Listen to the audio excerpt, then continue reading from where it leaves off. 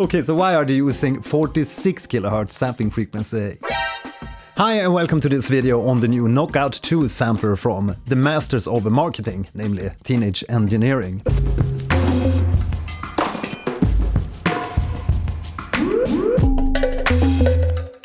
Some week back you probably saw the release of a new very weird product from Teenage Engineering, the new grip car. And apparently it's some kind of toyish car. Now the release of the grip car in itself stirred quite some buzz in the review community due to its price, $250 for this kind of like weird toyish car. But it was probably just a marketing trick to drive traffic and interest to the Teenage Engineering website and products again for this next release, the K.O.II sampler. So what is the K.O.II? The K.O.II is a 64 megabyte sampler composer and apparently is the successor to the successful Pocket Operator 33.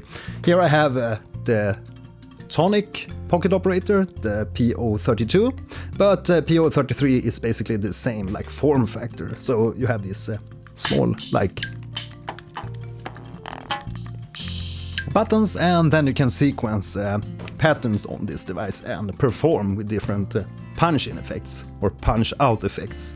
Right, so the K.O.II is a 64 megabyte sampler composer. Now 64 megs might not sound much, but remember that this is actually an affordable product compared to the more super expensive OP1 Field and the OP1.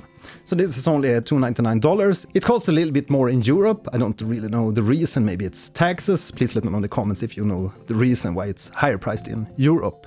As you can see at the web store of Teenage Engineering, we can see that it sold out pretty fast and I was lucky to be able to push the buy button quite early, so I will have this product next week and it will be super fun to compare this with the smaller pocket operators, but also compare it with the OP-Z and some other products, maybe like the Digitakt, and see how it compares to other samplers on the market. But I feel that this can be a competitor to maybe the SP-404. The Roland SP-404 might be something close to this because it's also like a sample player where you can add like different punch-in effects and stuff. Unfortunately, I don't have the Roland SP-404, but I have the Digitakt, the Octatrack, the Maschine Plus, and OP-Z and the OP1 Field. So I have a lot of products to compare with the K.O.II.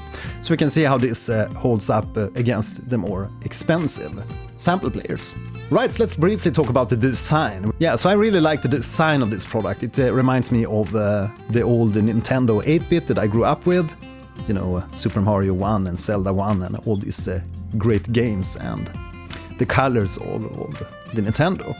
But it also reminds me a little bit of the MPC or the SP-404.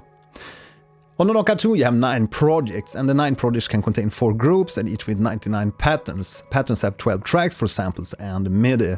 The polyphony is 12 mono or 6 stereo voices. And the keys are actually pressure sensitive, both for velocity and it can be used for aftertouch when you apply the effects. It features 6 built-in send effects and a master compressor.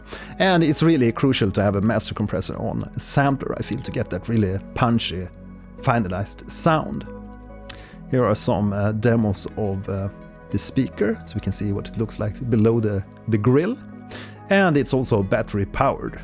The Sync I/O and MIDI I/O module on the top of the K.O.II looks fairly similar to the module that you can buy for the OP-Z, and it's really helpful to get the device synced with the external devices and also send effects and return effects into the device. And it will be super fun to compare the K.O.II here with the OP-Z. The OP-Z might look like a toy, but it's actually a very, very powerful sequencer in this little device. And again, you can't beat the battery powered for these kinds of samplers. Now to something that I'm really interested to try out on the K.O.II is to see how clicky or not clicky the buttons are on the device. So on the website here we can already see what kind of design layout there is on the buttons. So the K.O.II has a built-in mic and speaker, you have USB-C, MIDI I/O, Sync I/O, Audio I/O, and it runs on 4 AAA batteries, AAAK. Right, so let's finally talk about the product packaging, because Teenage Engineering products like the OPZ and the OP1 and OP1 Field has quite anonymous kind of product packaging. But as you can see here on the K.O.II, they really went all in and created this kind of Punch-Out inspired layout, which I think is really cool. And it's in a 10-inch EP formats, and you can see it goes very well hand in hand with the product. So really nice work there on the packaging. Right, so finally I can advise you to go and check out K.O.I.'s review and first look of the K.O.II, because he did an extensive review of this new device. Right, so enough babbling and pre-talk on the K.O.II, but I'm super excited to get my hands on this and compare it with my other samplers. Also, I have some new merchandise. If you look below the videos here on YouTube, you can see that I have some new t-shirts and bags and hoodies and cups and stuff. So if you want to support my channel and my content here on YouTube, please feel free to grab a t-shirt or a cup or something.